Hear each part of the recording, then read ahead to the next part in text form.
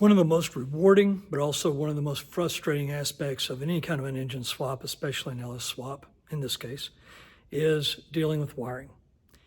I want to show you how I found the best source to find key-on power and make a power distribution bar under the hood of the OBS truck, but also stick around because in the video towards the end, I'm going to show you how I also put a power distribution bar for key-on power underneath the dash of both a 91 and a 98. Let's see where to start. This is where I'm starting. Now, I've always advised everybody when it comes to wiring questions about your OBS is to go to eBay and purchase a GM wiring and electrical diagnosis manual. These things are fantastic. They're still available. The prices are going up, so you need to get one before they're getting harder to find or cost way more than you want to spend. But this is the one I'm using for my 91. If you do look to buy one, be sure you find one that is for the CK pickup. They will have a variety of manuals, but this is what it looks like for the 91, but it has to have CK on it. Okay, to begin with, where do we find a good source of ignition power?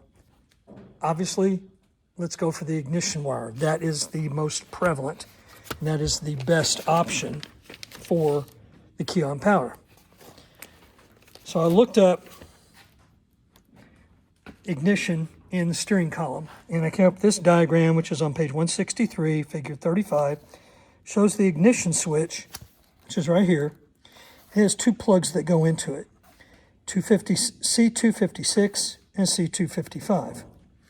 Okay, that narrows it down a bit so that when you get under your dash, you're not looking at a whole mess of wires. You know these are the two you're looking for, these two plugs.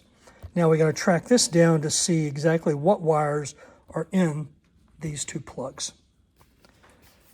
I track that down to page 13, and this is the power distribution for gasoline engines. And on this page, you can see here's the C255 block and the C256 block. I'm looking for a pink wire. That is the ignition wire.